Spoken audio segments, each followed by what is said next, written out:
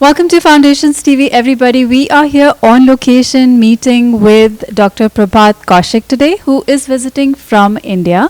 Dr. Prabhat Kaushik is actually associated, he works for the Z group of industries, specifically for the gifted and talented children. And in that capacity, he works with 56 different governments around the world. And of course, he gets to travel a lot. And he is here in USA. And we have the privilege of meeting with him today. So I'm actually going to welcome him to Foundations TV and ask him to tell us more about all the wonderful things that he does. So welcome to Foundations TV. Thanks, Gauri. And thanks, Foundation TV, for giving me this opportunity to talk to you. Absolutely. So why don't we start off with, I know we were talking off camera and there are so many different things that you do. So why don't you start off with telling us, briefly about everything that you do in this capacity? Okay, so I will start with my background. I hail from a very rural background in India. And when I was a small child, some palmist, declared that this child cannot be studied because he doesn't have the wisdom in his hands. So my mother took a challenge that, no, this boy can do.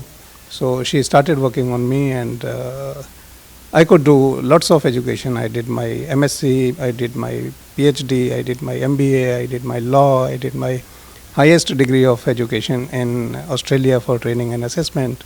So that was the day when I started thinking that, yes, if I can do something in education, every child can be a winner. So this is where I started in India in the year 94, where we did a survey for Ministry of HRD, where we found that about 36% children were failing in India in the schools. So that made me think a lot, and I had lots of sleepless nights that how come a country like India afford 36% children failing in their schools. So I came out with a statement for the first time in my life, and that became a public statement, and that was, don't fail the child, it is murder. So it was taken up very well, and then I started a school on my own to experiment, and any failed child in other school was welcomed in my school, and rather he was given admission to the higher class where he was failed. So all those children have done very well in their life, and this is where my philosophy of education started. So this is where I thought that there is a need to work on inclusive education, which includes the slow learners, the attention seekers, the gifted and talented, which were normally not taken care of. So this is how I started my education journey, and from there I was taken up by government as a master trainer for Ministry of HRD. Then Australian government took me for training and assessment, and then British Council took me for spreading this gifted and talented education throughout the world. So we are connecting our programs in about 56 countries. And the best thing is that now we are so well equipped through a program of British Council called Connecting Classrooms in Different Continents. And that has helped us to reach out to millions of students throughout the world. So I love your story, and I love the beginning of the story when you started off with showing your hand. And so is that right? I mean, did I get it right that the astrologer told you that this child is not going to be studying, and look at where you are today? Yeah, that's what a challenge my mother gave to me, and she created a situation for me that, look, the astrologer need to be, shown the face, and he should be told that this is not the astrology which makes the life. This is your hard work and consistent efforts which make you something what you want to be. So when I started my life, I used to cycle for about 38 kilometers per day to reach my school because there was no school nearby, and I used to top my classes, and I was very close to my professors, my teachers, my principals, and I used to do lots of community services when I was a small student. So the first community service I did in a village was that there was a spread of malaria in that village, and I thought I must eradicate malaria from this village. So I got all the people together and lots of students together, worked on that village and made that village malaria free. So this is where I started, thinking that, yes, being an educator, it is my responsibility to start working even in the areas where there are people who are suffering. Wow, that is an amazing story. Absolutely an amazing story. And now here's a man who was told in the beginning of his life that he's going to get nowhere, and this is where what he's doing today is actually providing special education, which I believe is special because the gifted and talented are on one side, of their outliers on one side, and then there are the others as well. So you've chosen to actually take the gifted and talented children and bring it, bring the world to them, basically. Talking of gifted and talented, since you work with those kinds of kids, how do you identify, and you work with kids all around the world who are classified as gifted and talented. So, what's your role in selecting those kids, and how do you identify those kids? Normally what happens, people just assess a few faculties of the child and then they declare that this child is a winner, this child is a failure, this child is passing the exam. But I thought it is other way around. Child may not be good in mathematics. The same child may be good in history. If the child is not good in science, the same child may be good in English. If he is not good in these subjects, he may be good in football. He may be good in any other thing, any community service or anything which he can prove to be good.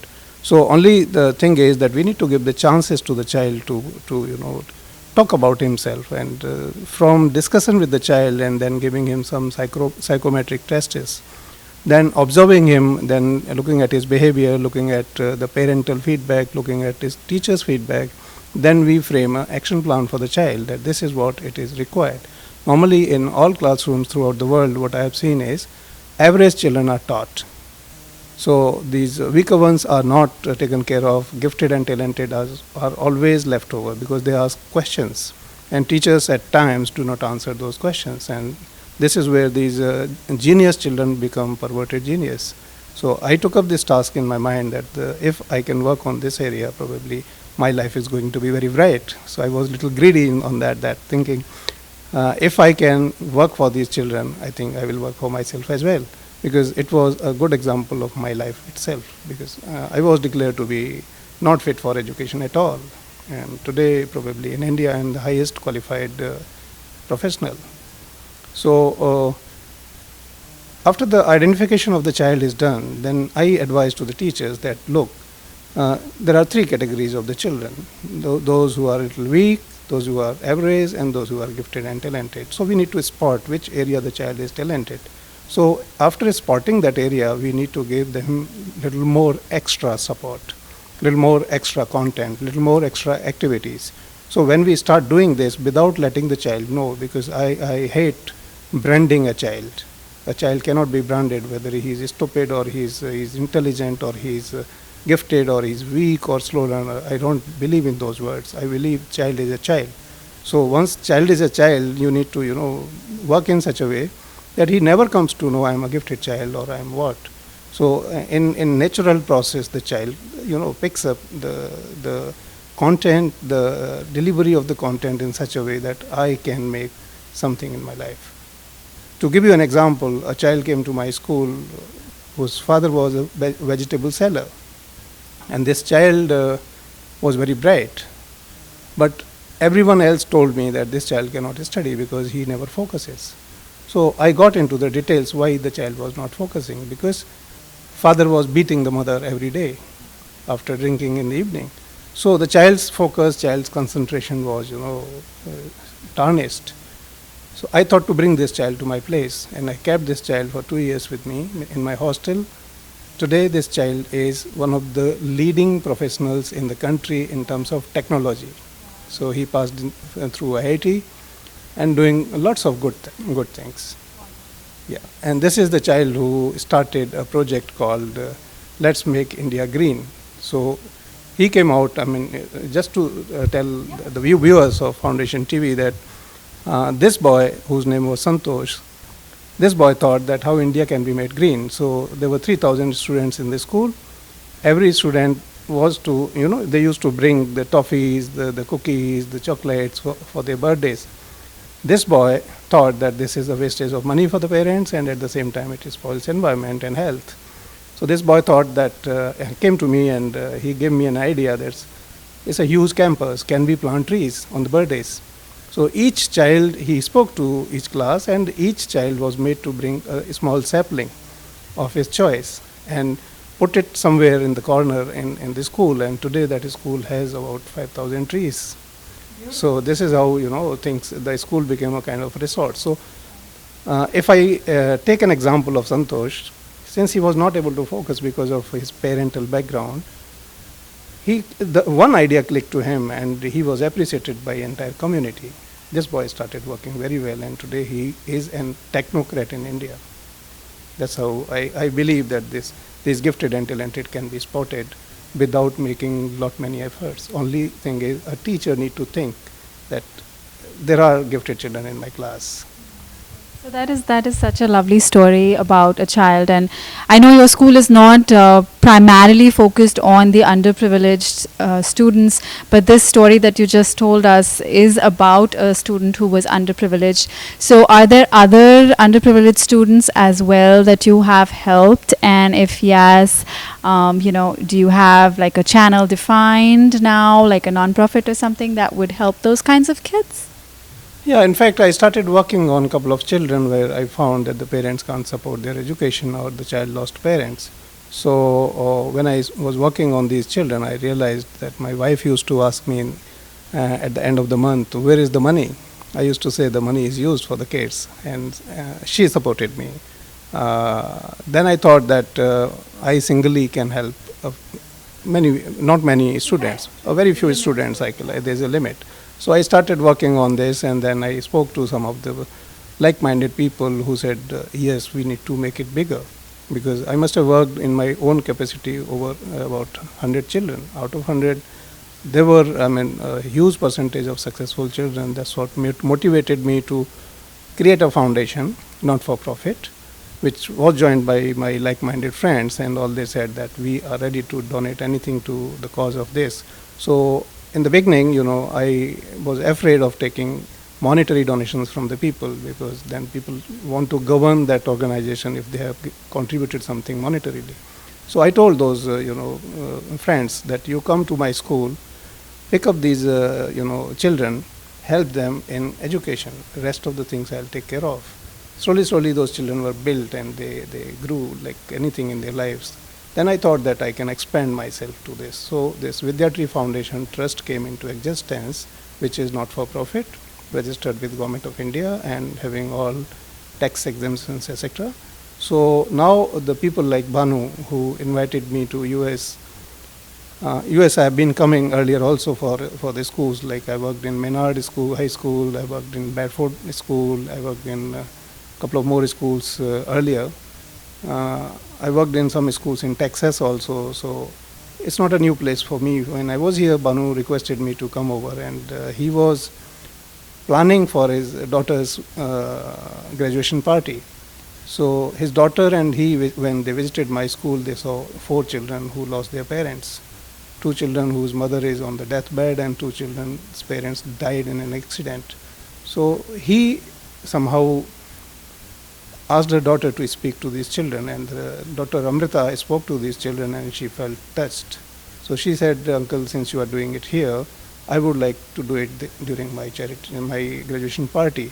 So I want to do some charity. So this little girl took a very huge step of giving up the temptation of gifts and doing charity. So she wrote a mail to me, she invited me, then I saw she wrote a mail to the people who are invited that I don't need gifts, I need something to be donated as per your capacity for Vidya Foundation, who takes care of these kids. Because to my understanding, if the children at this age start thinking about this kind of community services, this world is going to be a very, very good place, and every child will be taken care of. And I believe that no child should be left behind, whether he is a gifted, talented, or a weak, poor, or whatever. So I believe that every child has a right to access to the best possible education everywhere. Wonderful, wonderful. Now I'm actually going to change the track completely and go back to where we started off, that you work with governments of 56 different countries. Now, the work that you do with those governments, can you elaborate a little bit on that? Is that related to gifted and talented, or is it policy making? What exactly is that?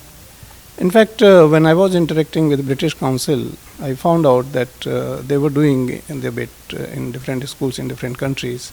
So I said, no, things can be done a little better. So I gave an idea to them that connecting classrooms in different continents could be an idea, because reaching out to every country, reaching out to every child becomes difficult logistically. So we connected about 56 countries through technology. So now a child is taught in India, the same thing a child can see in Kenya also. What is taught in US can be seen in India. So what is taught in UK can be seen in Pakistan. So, it is the collaborative learning for the children. We have created a platform where the children can learn, the teachers can learn, they can get the clues how the mathematics is taught in a particular country, and what are the best things which we can take from there and start for this. I was working on a concept in Central Board of Secondary Education in India. So that concept was called a movement, that was Sahodaya movement. Sahodaya movement means a cooperative movement for bringing schools together for the sake of children. So there we planned that any school which has football field, another school which has swimming pool.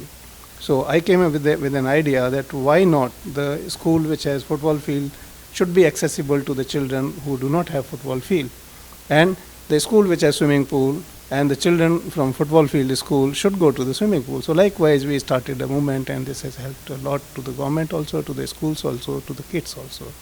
And at the same time, while I started working in different countries, I realized that world is one, and children are of course same everywhere. They are full of talent.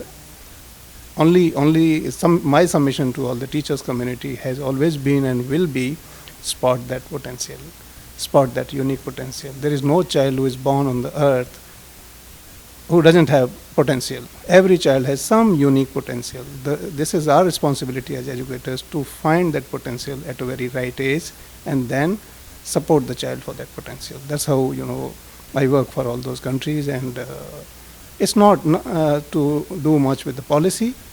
I'm not interested much in the government policies which become policy and put into the file and never used. I am more interested in the tangible, actionable, points in the schools where the children are directly benefited. So I do have one last question for you. Looks like you have brought a lot of concepts to reality. And where are you headed from now? Do you have a concept in mind that you are dreaming right now to bring to reality, which you have not been able to do so far? In fact, I'm planning day in and day out if I can make some tool for the teachers to spot this unique potential and then reinforce the unique potential in the child, help him to grow, to achieve his potential. And that is where I will be ending my life on, that if every child's potential is spotted at the right time and put to the action. And finally, the request through Foundation TV to the teachers community throughout the world is that the children born with the potential, and we need to really, really spot that potential and work on it. Beautiful. Thank you so much for your time today. Thank you very much for giving me this time, and thank you, Foundation TV.